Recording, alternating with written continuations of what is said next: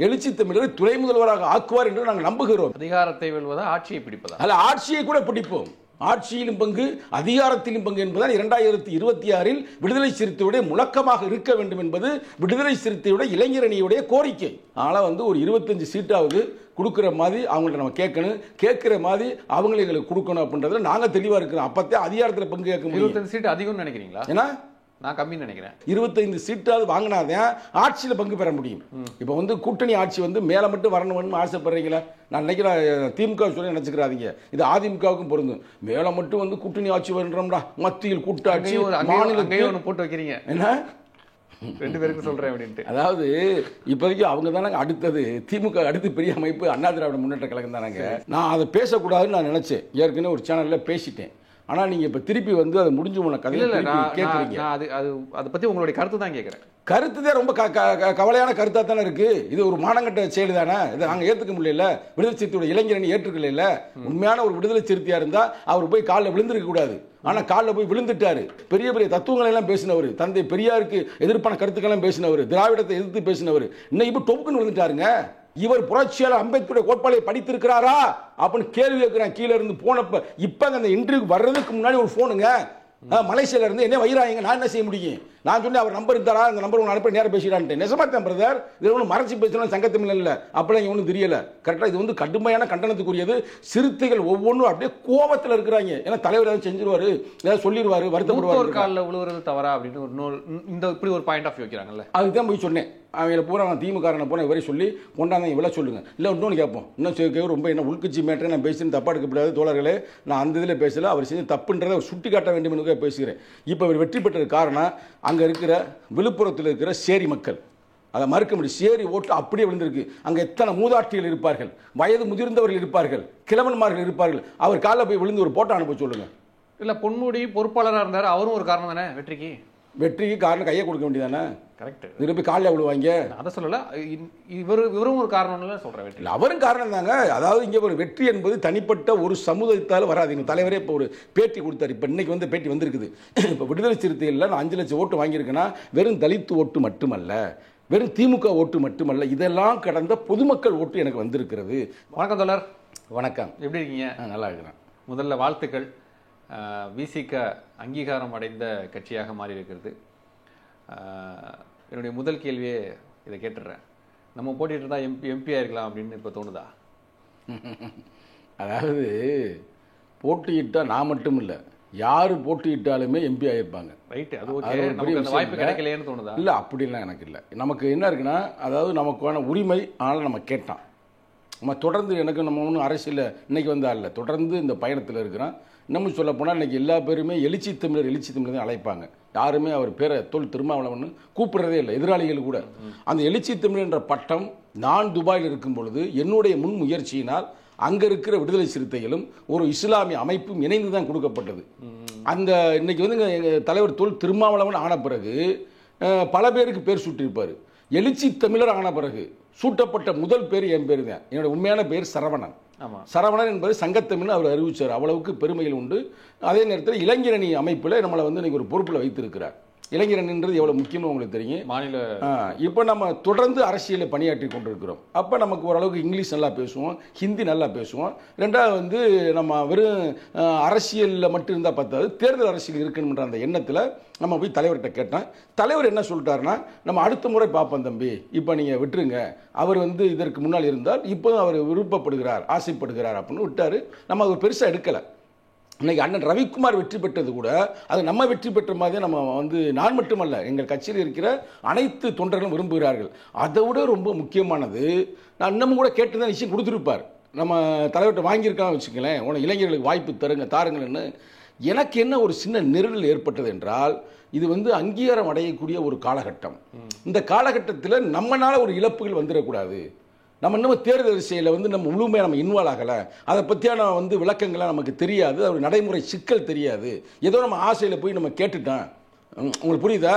இப்போ அவர்னா ஏற்கனவே சட்டமன்றத்தில் நின்றுருக்கிறாரு, ஏற்கனவே தேர்தல் அனுபவங்கள் இருக்கு, அந்த அனுபவங்கள்லாம் இருக்கு. அதனால நான் அதை ஒரு பெருசாக எடுக்கலை. அதனால் அந்த மனநிலை எனக்கு அப்படி ஒரு எண்ணமே உருவாகலை. அதை விட எனக்கு மகிழ்ச்சியாக இருக்கிறது. இப்பொழுது அவர் வெற்றி பெற்றது நான் வெற்றி பெற்றதை போலவே நாங்கள் உணர்கிறோம். சட்டமன்ற தேர்தலில் கிளம்பி இறங்கிடுவீங்க. அதில் என்ன மாற்று கருத்து இருக்குது? அதில் வந்து உறுதியாகவே இங்கே பாருங்கள், இப்போ தான் கட்சி அங்கீகாரம் அடைந்திருக்கிறது. எங்கள் தலைவர் சொல்லுவார், அமைப்பாய் திரளுவோம், அங்கீகாரம் பெறுவோம், அதிகாரம் வெல்வோம்ன்றாரு. அமைப்பாய் நாங்கள் திரண்டுட்டோம். அதுக்கு எடுத்துக்காட்டு வந்து திருச்சியில் நடந்த மாநாடு. கொரோனாவுக்கு முன்னாடி தேசம் காப்போம் என்ற ஒரு மாநாடு, கொரோனாவுக்கு பின்னாடி இதாவது தேர்தலுக்கு முன்னாடி நடத்தப்பட்டது ஒரு மாநாடு, வெல்லும் ஜனநாயகம்னு. அதில் பல லட்சம் பேர். இன்றைக்கெல்லாம் ஆளுங்கட்சியாக இருக்கிற திமுக இருக்கட்டும், இல்லை எதிர்கட்சியாக இருக்கிற அண்ணா திராவிட முன்னேற்ற கழகமாக இருக்கட்டும், இல்லை பிஜேபியாக இருக்கட்டும், எல்லா கட்சியுமே, யாரை நான் குறைத்து மதிப்பிடவில்லை, உண்மையை சொல்லுகிறேன். கூட்டத்துக்கு கூப்பிடனாலே ஒரு 1000, 500, ஒரு குவாட்ரு, ஒரு பிரியாணி கொடுத்து தான் கூப்பிடுறாங்க. ஆனால் எங்கள் மக்கள் எங்கள் தலைவருடைய அறைகூவலை ஏற்று தன்னெழுச்சியாக வந்தார்கள். அதுதான் அமைப்பாய் திரண்டு விட்டோம். இன்னைக்கு தேர்தலையே அங்கீகாரம் அடைந்து விட்டோம். இதுக்கு அடுத்து என்ன? அதிகாரத்தை வெல்வதான? அந்த அதிகாரத்தை வெல்லும் போட்டியில் நிச்சயமாக என்னுடைய பங்களிப்பும் நேரடியாக இருக்கும். அதிகாரத்தை வெல்வதா ஆட்சியை பிடிப்பதா? அல்ல, ஆட்சியை கூட பிடிப்போம். ஆட்சியிலும் பங்கு, அதிகாரத்திலும் பங்கு என்பதால் 2026 விடுதலை சிறுத்தையுடைய முழக்கமாக இருக்க வேண்டும் என்பது விடுதலை சிறுத்தையுடைய இளைஞரணியுடைய கோரிக்கை. ஓகே, என்னங்க எல்லாம் எதற்காக? அதிகாரத்திற்காக தானே. தேர்தலுக்கு முன்னாடி சொன்னீங்க, நாங்கள் ஜெயிப்போம், எங்கள் தலைவர் மத்திய அமைச்சர் ஆவார், பிரதமராக கூட எங்களுக்கு வந்து தகுதி இருக்கு, மோடி வீட்டுக்கு அனுப்புவோம் அப்படின்னு ரொம்ப உறுதியாக சொன்னீங்க. நீங்கள் மட்டும் இல்லை, உங்கள் கூட்டத்தில் இருந்த எல்லா கட்சிகளுமே சொன்னாங்க. இன்னைக்கு நீங்கள் சொன்னதெல்லாம் நடக்கல. இல்லை, நடக்கவில்லை என்பதை விட எங்கள் தலைவர் சொன்னார் பார்த்தீங்களா, வெற்றியில் ஒரு தோல்வி, தோல்வியில் ஒரு வெற்றி அப்படின்னாரு. அதான் உண்மை. இப்போ வந்து நாங்கள் வந்து வெற்றி பெற்றிருந்தாலும் கூட அது ஒரு வகையான தோல்வி தான். நீ சொன்ன மாதிரி அதிகாரத்தை நாங்கள் கைப்பற்ற முடியலை. அவர்கள் வெற்றி பெற்றிருந்தாலும் கூட அது ஒரு தோல்வி, மானங்கட்ட தோல்வி. எப்படின்னு கேட்டுக்கிறீங்களே, அது என்னமோ சொல்ல போனோம்னா, இப்போ அவர் பழைய மாதிரி அப்படி வர முடியாது. 54 இன்ச்சு எடுத்துக்கிட்டு அப்படியே வர முடியாது தைரியமெல்லாம். டப்புனா கவுத்து விட்டுருவாங்க.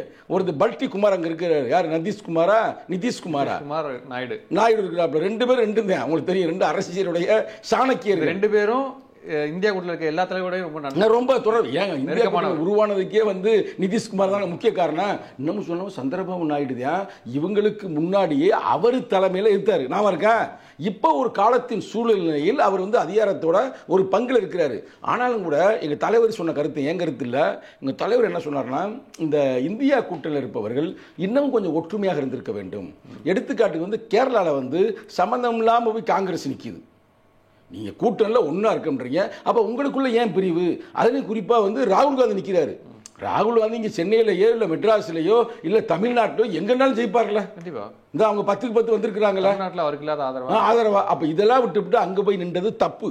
அது மட்டுமல்லாமல் வெஸ்ட் பெங்காலில் நீங்கள் எல்லாம் ஒற்றுமையாக இருக்குன்னு சொன்னீங்க, அங்கேயும் நின்றீங்களே. அவங்க மம்தா தனியாக நின்றாங்களா?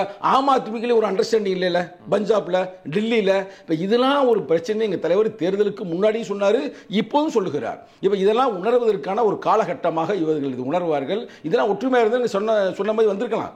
இப்போ இதே கூட்டணி மந்திரிச்சு உருவால இந்தியா கூட்டணி உருவாகியிருந்தால் எங்கள் தலைவர் மினிஸ்டர் தானே, அது ஒன்று மாற்று கருத்தில் நிச்சயம் கொடுத்திருப்பார்கள். ஆனால் கொடுக்கவில்லை என்பதற்காக நாங்கள் வருத்தமும் இல்லை. எங்களுடைய பயணம் வந்து ஒரு நீண்ட பயணம். அவங்கள வந்து பிஜேபியை வந்து அழித்தொழிக்க வேண்டும் என்றால் அவர்களை வந்து ஸ்டெப் பை ஸ்டெப்பாக செய்ய முடியும். ஆனால் பெரிய அரக்கர்களை ஒரு பின்னாடி ஆர்எஸ்எஸ் என்ற ஒரு பெரிய அமைப்பு இருக்கிறது. ஆக நிச்சயமாக பொறுத்திருங்க. எனக்கு என்னமோ 5 ஆண்டுகள் இவர்கள் தாக்கு பிடிப்பார்கள் என்பது ஒரு சந்தேகமாக தான் இருக்குது. அப்படியா? அது ஒரு சந்தேகம் எனக்கு எழுகின்றது. ஏன்னா அவங்க விட மாட்டாங்க, இவங்களை உடைக்க பார்ப்பாங்க கட்சியவையே. இனிமேல் அவங்க சப்போர்ட். காங்கிரஸ் பலமுறை மைனாரிட்டி அரசாங்கமாக இருந்து கூட்டணி ஆட்சி நடத்தியிருக்காங்க. இல்லை, அவங்க நடத்துவாங்க, இவர் நடத்துவார்கள் என்பது எனக்கு நம்பிக்கை இல்லை. மற்ற இது தனிப்பட்ட கருத்து தான். இது கட்சி கருத்தாக நீங்கள் எடுக்க வேண்டாம். அவர் மோடிக்கு வந்து 3 முறை அவர் வந்து சிஎம்மாக இருக்கும் பொழுது கூட தனிப்பெரும்பான்மையில் தான் குஜராத்தில் நிற்கிறாரு.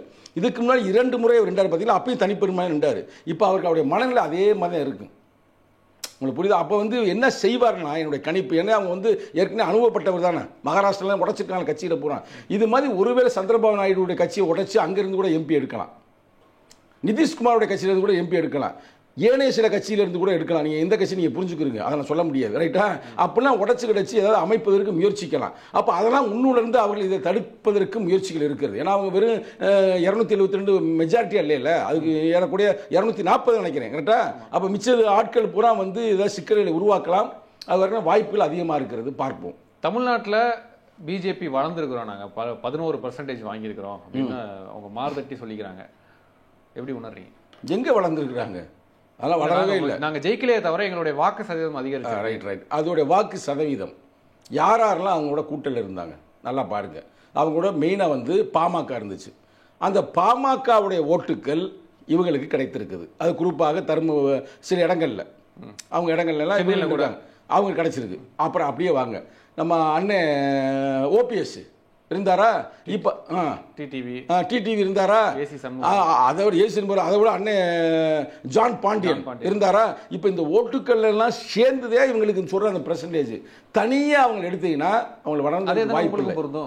நான் இல்லை, நான் ஒன்றும் சொல்லல, நான் உடனே இல்லை எங்களால தான் ஃபுல்லாக வந்துச்சு அப்படின்னு நான் ஒன்றும் சொல்ல கிளைம் பண்ணல. நான் வந்து சொல்றது கால்குலேஷன், மேத்தமெட்டிக்ஸ் சொல்கிறேன். அது மேத்தமெட்டிக் எங்களுக்கு தான் பொருந்தும். இப்போ நாங்கள் வெற்றி பெற்றிருக்கிறோம் என்றால் வெறும் எங்கள் ஓட்டுக்களால் நாங்கள் வெற்றி பெறவில்லை, கூட்டணி ஓட்டுகள் இருக்கிறது, அதில் வெற்றி பெற்றோம். ஆனால் அதே நேரத்தில் 38 தொகுதியில் வெற்றி பெற்றிருக்காங்க பார்த்தீங்களா, அங்கே எங்க ஓட்டு இருக்குது நீ அதை எடுத்துக்கிற. அதை விட முக்கியம், இன்னமும் எல்லா தொகுதியிலும் வெற்றி பெற்றதற்கு முழுக்க காரணம் விடுதலை சிறுத்தைகள் தான். அதே தான் பாஜக சொல்றாங்க. மற்ற இடங்கள்ல வந்து கூட்டணி கட்சி தலைவர்கள் போட்டியிட்ட இடத்துல எல்லாம் எங்க ஓட்டும் இருக்குது. அதுக்கு எடுத்துக்காட்டு சொல்லணும்ல, போற போக்குல வாய் இருக்கின்றால் சவுண்டர் அடிக்க கூடாது. இப்ப நான் சொல்றேன் எடுத்துக்காட்டு. இப்ப பாமக நின்றுச்சு. பாமக வந்து எனக்கே தனிப்பட்ட முறையில் அந்த அன்புமணி ராமதாஸுடைய மனைவியுடைய அந்த அப்ரோச், அவங்க பேசுற செயல்பாடு எனக்கு பிடிச்சிருக்கு. எனக்கு தனிப்பட்ட முறை நான் சொல்றேங்க பிடிச்சிருக்கு. அவங்க வந்து மக்களை சந்திச்ச முறை எங்கனை சாதி வெறுப்புக்கு அரசியலையோ எதையும் அவங்க தூண்டல. இன்னும் அவங்க பெண்கள் அவங்க மகள்கள்லாம் வந்து பேசினாங்க. அங்கே எங்கே இது இல்லை. இதே ராமதாஸோ இல்லை அன்புமணியோ எங்கேயும் பேசியிருந்தா கூட எங்கனையா சாதி பிரச்சனை உருவாக்குவாங்க. இன்னும் கூட வந்துட்டு எங்க ஊரை சொன்னாரு உன் பானையை ஒட்டப்பேனாரு சொன்னாரா சொல்ல சிதம்பரத்தில் வந்து நான் கூட அப்போ சொன்ன கொட்டையை வந்து நசிக்கிறோம்டா மாங்கொட்டையை நாங்களும் சொன்னோம் கரெக்டாக. அதில் அந்த அம்மா பேசலை. ஆனால் அப்படிப்பட்ட அந்த பெண்மகளே தோற்றிருக்கிறார்கள் என்றால் அதுக்கு அரூர்ன்ற ஒரு தொகுதி இருக்கு பார்த்தீங்களா, அங்கே வந்து ஏறக்குறைய 40,000 ஓட்டு பின்தங்கிட்டார்கள். டிஎம்கே 85,000 ஓட்டு. அங்கே வந்து விடுதலை சிறுத்தையோட கோட்டை. அப்போ நான் கிளைம் பண்ணுறேன்ல, இப்போ நீ ஜெயிச்சதுக்கு காரணமே அது. நீ அந்த எம்பிஏ கேளுங்க, காரணமே எங்கே ஓட்டுதேன். அதேமாதிரி கடலூரில் ஜெயிச்சதுக்கு எங்கே ஓட்டுதேன். நம்ம மதுரை மாவட்டத்தில் கம்யூனிஸ்ட் எம்பி அதிகமான ஓட்டுக்களை வாங்கிய இடம்னா சோழவந்தான் தலித் தொகுதி. அங்கதான் அவர் வந்து அதிகமான ஓட்டு வாங்கியிருப்பதாக அமைச்சரே சொல்றாரு. அப்புறம் அவரே சொல்றாரு, எம்பியே சொல்றாரு, சோழவந்தான் எனக்கு அதிகமாக ஓட்டு கிடைத்திருக்கிறது அப்படின்னு. அப்ப எங்கெல்லாம் விடுதலை சிறுத்தைகள் ஓட்டு இருக்குதோ அந்த ஓட்டு அப்படியே டிரான்ஸ்ஃபர் ஆயிருக்கு. அப்ப நான் கிளைம் பண்றேன். அப்ப என் கட்சி வந்து 40 இன்னும் சொல்ல போனா எங்களோட பொருளாதார வலிமை இல்ல பிரதர். வலிமை இருந்தா நாங்க 40 தொகுதி நாங்க தனியாக இருந்தால் நீங்க காசு கொடுத்தீங்களான்னு சொல்றாங்களே தொகுதியில், அது பிடிக்காதவர்கள் யாராவது சொல்லுவார்கள். அப்படிலாம் நாங்க எங்க யாருக்கும் காசு கொடுக்கல. காசு கொடுத்து தான் ஓட்டு வாங்க வேண்டிய நிலைமை விடுதலை சிறுத்தைகள் கொடுக்கல, திமுக கொடுக்க சொல்லுச்சு. அதெல்லாம் அப்படிலாம் அப்படி விடுதலை சிறுத்தைகள் இருந்தா தான் நாங்க கொடுக்க முடியும். நாங்களே அன்றாட காட்சியில் நாங்க போயிட்டு எங்கிட்ட காசு கொடுக்க முடியும். அதான் சொல்றேன், ஒருவேளை எங்களுக்கு பொருளாதார வலிமை இருந்தால் 40 தொகுதியில் நாங்கள் நின்றால் நிச்சயமாக ஒரு தொகுதிக்கு குறைந்தது 1 லட்சம் என்றாலும் கூட 40 லட்சத்துக்கு மேல ஓட்டுகள் வாங்க முடியும். ஆனா பொருளாதார வலிமை இல்லை. அதே யதார்த்தம். நிக்கிறதுக்கு பொருளாதார வலிமை தேவையில்லை, அமைப்பு பலம் இருந்தா போதும்ல. அப்படி இல்லை. இன்னும் அதிலிருந்து அதை நம்மள மாதிரி ஆட்கள் வந்து இன்னும் உங்களுக்கு அந்த அப்போ தேர்தலுடைய அந்த அனுபவம் பத்திரன்னு நினைக்கிறேன். சும்மா நம்ம உட்காந்துட்டு ஒரு யூடியூப்ல உட்காந்து பேசினா ஓட்டு போட மாட்டாங்க. கீழே போகணும், களத்தில் நிற்கணும், மக்களை சந்திக்கணும், மீட்டிங் போடணும். மாநிலந்தோறும் விசிகாவுக்கு நிர்வாகிகள் இருக்கிறாங்க, என்ன சொல்றது, அடிமட்டம் வரைக்கும் இருக்கு. ஏன் அப்புறம் தேர்தல் வந்து ஒரு பவுண்டரி லைன் வைத்து இருக்கிறது. இந்த தொகுதியா இருந்தால் இந்த இத்தனை லட்சம் வரைக்கும் நீ செலவழிக்கலாம், 40 லட்சம் 50 லட்சம் வரைக்கும் செலவழிக்கலாம். இதுக்குன்னு இவ்வளவு சரி எதுக்கு வைக்கலாம், அவங்களுக்கே தெரியும் இவ்வளவு காசு செலவழிக்கணும். ஆனால் யாருமே அந்த பவுண்டரியில் செலவழிக்கிறதில்ல, அதை விட அதிகமாக தான் செலவழிக்கிறான்ற செய்தி கிடைத்திருக்குது. நீங்க தேர்தல் நிற்க வேண்டும் என்றால் உங்களுக்கு ஒரு குறிப்பிட்ட அளவாவது பொருளாதார வலிமை வேண்டும். வலிமை இருந்தால் நிற்க முடியும். இப்போ அந்த வலிமைகள் எல்லாம் நாங்கள் உருவாக்குகிறோம். என்னால் புரட்சி அம்பேத்கர் என்ன சொல்றாருன்னா, ஒரு ஒடுக்கப்பட்ட ஒரு அமைப்பு அதிகாரத்தை கைப்பற்ற வேண்டும் என்றால் 3 M வேணும். Money power, muscle power and mind power.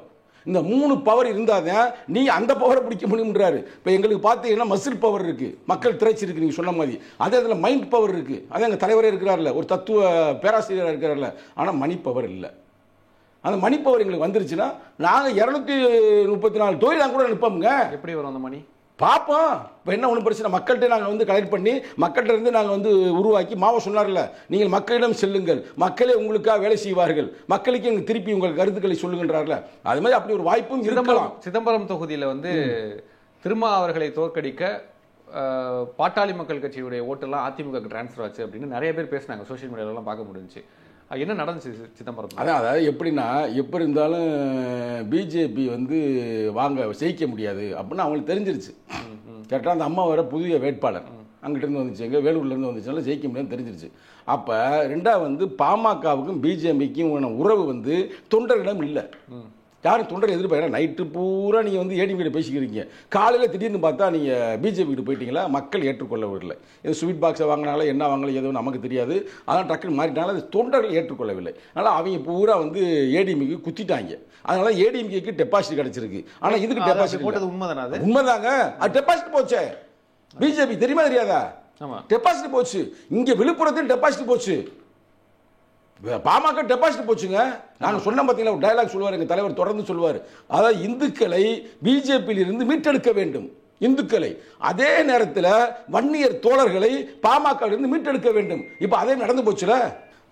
அப்போ அதே மாதிரி எங்கள் தலைவருடைய அந்த எண்ணம் வந்து இப்போ ஈடேறி போய் விட்டது. 2 இடத்துலையும் டெபாசிட் போச்சு. இந்துக்களை வந்து நாங்கள் மீட்டெடுத்துட்டோம் பிஜேபியிலிருந்து, வன்னியர் தோழர்களை பாமக மீட்டெடுத்துட்டோம் அப்படின்றத செயல்பாடு இன்று தேர்தலுடைய ரிப்போர்ட். அது எப்படி நீங்கள் வன்னியர்களை மீட்டெடுத்துன்னு சொல்ல முடியும்? ஏன்னா நீங்கள் தோற்கொண்டு தானே அதிமுக குத்திருக்காங்க பிரதர்.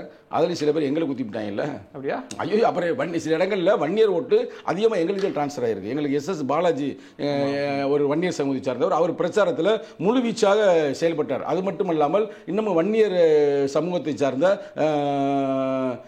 நல்ல பேர் ராமமூர்த்தி ஒருத்தர், அவர் பேர் நம்ம மீசனா வச்சிருப்பார்ல, அவர் இல்லை இன்னொருத்தர் ராமதாஸ், அவர் பேர் ராமதாஸ் தான். அதுமாதிரி ஒருத்தர் மீசனா வச்சிருப்பாரு, அவர் பாமகவுடைய ஒரு கட்டமைப்பை உருவாக்கி வச்சிருக்காரு. அவர் வந்து எங்களுக்காக பிரச்சாரம் பண்ணாரு. அவர் தலித் அல்லாதவர்கள் நிறைய பேர் பிரச்சாரம் பண்ணாங்க. நல்ல 1 லட்சம் ஓட்டில் எப்படி ஜெயிக்க முடியும்? அந்த பிம்பத்தை வந்து பிம்பம் உடையுது கொஞ்சமா. ஆமாங்க, போன முறை வந்து வெறும் 3000 ஓட்டில் ஜெயிச்சாருங்க. இப்போ 1,30,000 ஓட்டில் வெற்றி பெறாருங்க. அப்போ இந்த வெற்றி பெறுவார் என்றால் வெறும் தலித் ஓட்டு மட்டுமா, வெறும் திமுக ஓட்டு மட்டுமா? ஏன் அப்படி ஒரு முழக்கத்தை வைக்கிறீங்க, வன்னியர்களை பாமக மீட்கணும்னு? ஏங்க அவங்க தான் புள்ளமா போய் அடமானம் வைக்கிறாங்க இல்லைங்க பிஜேபிகிட்ட போய். எப்படிதான் இருந்தாலும் பாமக தோழர்கள் எல்லாருமே சாதி வரையும் சொல்ல முடியாது. அவங்க நிறைய பேர் பாட்டாளி வர்க்கம் வந்து உழைக்க வர்க்கம். ஆமாமா, ஒரு சில பேர். அப்போ அவங்க போய் கெடுத்து போடுறாங்க, தான் சுய லாபத்திற்காக தான் சொந்த சமூகத்தையே பலியாக்கிறாங்க. ஆனால் அவங்களை மீட்டெடுக்க வேண்டிய ரெஸ்பான்சிபிலிட்டி எங்களுக்கு இருக்குது. நாங்கள் தமிழர்களாக தானே பார்க்குறோம், உழைக்கும் மக்களாக தானே பார்க்குறோம். ஆனால் அவங்களை மீட்டெடுக்க வேண்டிய ரெஸ்பான்சிபிலிட்டி ஓரளவுக்கு மீட்டெடுக்கப்பட்டு நிறைய தோழர்கள் எங்களை நோக்கி வருகிறார்கள். இந்த 1 லட்சம் ஓட்டு வித்தியாசம் ஜெயிச்சிருங்க தலைவர். அதில் வந்து ஏறக்குறைய பாதி ஓட்டு, அந்த 5 லட்சம் ஓட்டில் நல்ல ஒரு விழுக்காடு வந்து வன்னியர் தோழர்கள் போட்டிருக்காங்க. நாங்கள் அந்த பூத்து வாரியை நாங்கள் பார்த்தோம்ல, எங்கெல்லாம் வன்னியர் பெல்ட் அதிகமாக இருக்கும் அங்கே எங்களுக்கு ஓட்டு விழுந்துருக்குங்க. அப்புறம் எப்படி அவங்களுக்கு தெரிஞ்சு போச்சு, இது இவங்க சரியில்லை, இவங்க பூரா நம்மளை பலிகாடாக்குறாங்க, பிஜேபி ஆதரிக்கல. அதனால பிஜேபி ஆதரிச்சனால அந்த ஓட்டு பூரா எங்கே போயிட்டு வந்துருச்சு. திமுக கூட்டணி இந்த 40 தொகுதியும் வெற்றி பெற்றிருக்குல்ல. ஒரு சிலர் என்ன சொல்றாங்க அப்படின்னா, திமுக கூட்டணி இப்போ இருக்கிற இந்த வலுவான இந்த கூட்டணி 26 தொடராது அப்படின்னு அரசியல் விமர்சகர்கள் நிறைய பேர் பேசுறாங்க.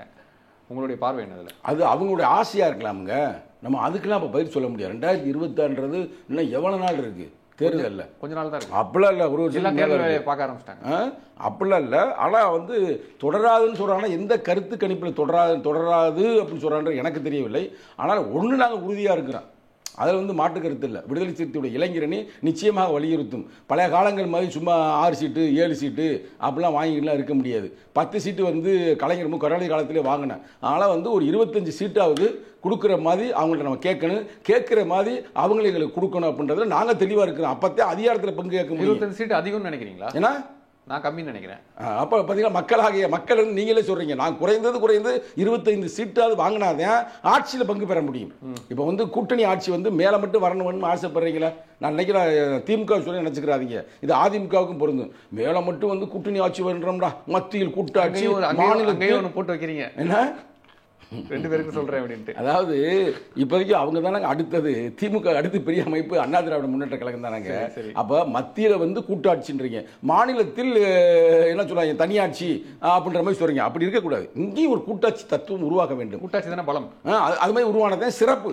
அப்ப அதெல்லாம் நிச்சயமாக தளபதி ஸ்டாலின் அவர்கள் வருங்காலத்தில் நிச்சயமாக எழுச்சி தமிழரை துணை முதல்வராக ஆக்குவார் என்று நாங்கள் நம்புகிறோம். ஏனென்றால் இந்த இருக்கு பக்கத்தில் ஆந்திராவில் பவன் கல்யாணம் அவர் பேரு, நல்ல பேரு, நடிகருடைய தம்பி தானே அவரு, சிரஞ்சீவியோட தம்பி நினைக்கிறேன். அவர் இன்னைக்கு துணை முதல்வர் ஆகிட்டாங்க.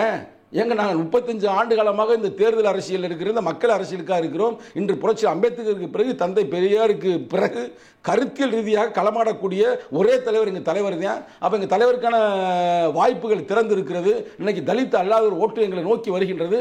ஆகையால் 2026 துணை முதல்வருக்கான ஒரு உத்திகளை நாங்கள் கையாளுவோம். அதில் எந்த வகையான மாற்று கருத்தும் இல்லை. நான் நேரடியாக உங்கள் தொலைக்காட்சி மூலமாக தெரிவிக்கின்றேன். இதுல என்ன இருக்கு தப்பு? நீங்க சொன்ன எல்லா குவாலிட்டியும் இருக்கு, எல்லா தகுதியும் இருக்கு, அமைப்பு பலம் இருக்கு, ஓட் பேங்க் இருக்கு.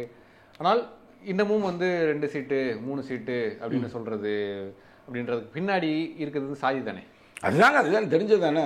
அதெல்லாம் ரொம்ப கஷ்டமா இருக்கு. அதை உடைக்கிறது தானே உங்களுடைய முதல் வேலையா இருக்கும். அது உடைச்சது தானே இவ்வளவு நாள் ஆச்சு.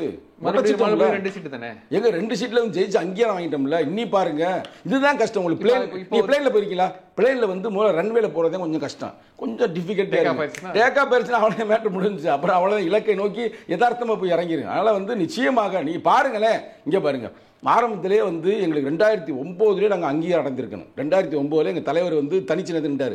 அப்போ வந்து அண்ணன் அப்போ ஒரு ஐயா பேரில் அவர் செத்து போயிட்டார். நீதி அரசராக இருந்தார். ஒரு ஜட்ஜி கேள்விப்பட்டிருக்கீங்களா? அவரை கூட நிப்பாட்டினா 2000 ஓட்டில் தோத்து போயிட்டார். வெறும் 2000 ஓட்டில் சட்டம் பார்லமெண்ட் தோத்து போயிட்டாருங்க. அதை விடுங்க, போன முறை 2019 யார் நின்றா? ரவிக்குமார் அண்ணன். அவர் போய் நின்றார் உதயசூரியன்ல. அவர் பானை நின்றார். அப்பயே அதிகம் வாங்கியிருப்போம்ல. அவரை நிற்க மாட்டேன்னு சொன்னாரு. ஏன்னா என்னங்க அவரா பாடல் நிக்க மாட்டேன்னு யார் நிக்க வச்சது? திமுக தான். அப்ப ரைட், அதை நாங்க இப்படி சொல்ல முடியுமா? கூட்டம் இல்ல, அப்புறம் இதே சொல்லிக்கிட்டு இருக்கணும். அப்ப நம்ம மேல கோவப்படுவாங்களா? அதனால அப்படி மறைத்து சொல்றேன். நீ ஓப்பனா சொல்லி ஒன்றும் பிரச்சனை. அது ஒரு சிக்கலாகி போச்சு.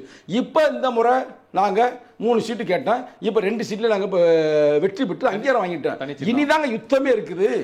யுத்தம்ன்றது வந்து திமுக எதிர்ப்பான யுத்தம் அல்ல, மக்களை பாதுகாக்க வேண்டும் என்பதற்காகத்தான் அதிகாரத்தை நாங்கள் கைப்பற்ற விரும்புகிறோம். இப்போ பாருங்க, இப்போ வேங்கவேல் பிரச்சனை இருக்கு, அந்த பிரச்சனை இந்த பிரச்சனை ஒரு பூரா பிரச்சனையாக தான் இருக்கு. தலித் மக்களுக்கு எதிர்ப்பா. இப்போ நாங்கள் அதிகாரத்தில் இருந்தோம்னா, நாங்கள் ஒரு அமைச்சராக இருந்தோம்னா சொல்யூஷன் கிடைக்கும்ல. இப்போ நாங்கள் போய் கையேந்து நிற்க வேண்டிய ஒரு சூழ்நிலை தானே இருக்குது. எந்த பிரச்சனையாக இருந்தாலும் சிறுத்தை பதுங்குதா?